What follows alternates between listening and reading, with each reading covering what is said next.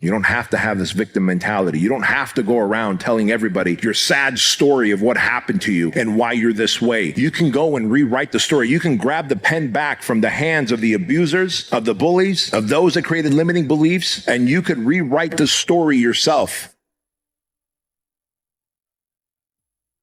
In all the blank pages that exist in your book of life. But that only happens when you start doing the self-work, when you commit to self-mastery. And I'm telling you, it's not just by reading a couple of self-help books.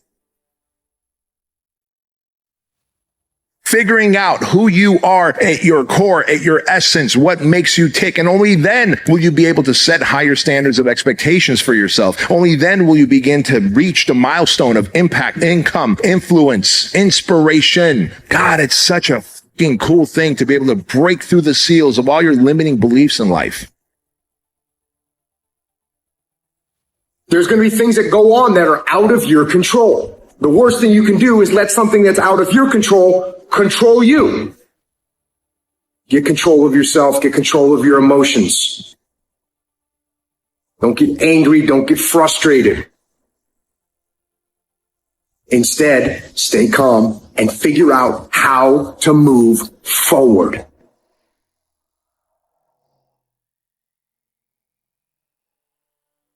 There's a terminology in psychiatry called relational illness. You've heard people say, you make me sick. Some people can make you sick. That if you fool around with them long enough will send you to an early grave. That will drive your blood pressure up. That will turn your hair gray. Who is it you need to get out of your life? You need to ask yourself the question, what is this relationship doing to me?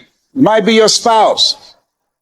Might be friends. Might be your job making you sick, stressing you out. And you being a volunteer victim, are you willing to die for it? Listen, if there's only one pedestal, you must be on it. The idealized version of you must be on it. Not me. Not any other guru or influencer or thought leader. You get on the pedestal. You become the idealized version. You become the hero in your life's story. If your life is a movie and the movie ends, do you want your name at the end in the credits to be the hero and the star, or do you want it to be taxi driver number 2?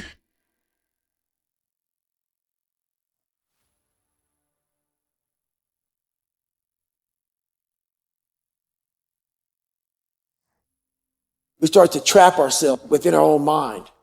And our mind is this big barrier, this big wall. And once we get to pain and suffering, that wall gets bigger and bigger and bigger. Mm-hmm. And the mind says it's time to quit. If we're able to find out different ways to get around that, the first thing you have to do is just to calm your mind down. Mm-hmm. The very first thing you have to do is don't give yourself a way out. You got to trick yourself also and say, you know what? I might quit, but I'm not going to quit right now. If your mind knows I'm not going to quit, I'm not going to quit, you're not going to quit. Let your mind think it has a little control over you. Then, when you're able to calm down, you're able to think. And then realize, I call it the cookie jar, is you have to have something that fuels you in this time. So once you calm down, what's going to get you out of the chair? You got to remember that I've been in times just as hard as this. So I reflected back on my life. Most of us were raised to become ordinary. And I'm not putting down ordinary, but ordinary is just not good enough for me. Ordinary is you go through your life and you fill out the forms and you pay your taxes and you do what your parents tell you and you're honorable and you're honest and you're a good citizen and then you die. Extraordinary is something very, very different. This is about recognizing within yourself that there's something very, very extraordinary that you haven't been trained to believe in, to come to a place where you can apply it and put it into your life. You can go way beyond ordinary. You can go way beyond just being average. All of us are extraordinary. We just have to come to believe it. There's things that you know you're supposed to do as a human being. Things that you know are going to improve your life. Do those things. There's things that you know are going to make you a worse person and make your life worse. Don't do those things. Don't do the things that are making you weaker. Start doing the things that are going to make you stronger and smarter and faster and healthier and going to make you a better human being. things that you have in you that you don't even know. But until you get outside of your comfort zone, you will never discover it. You have something special. You have greatness within you. But in order to manifest your greatness, you've got to put yourself in a perpetual state of discomfort.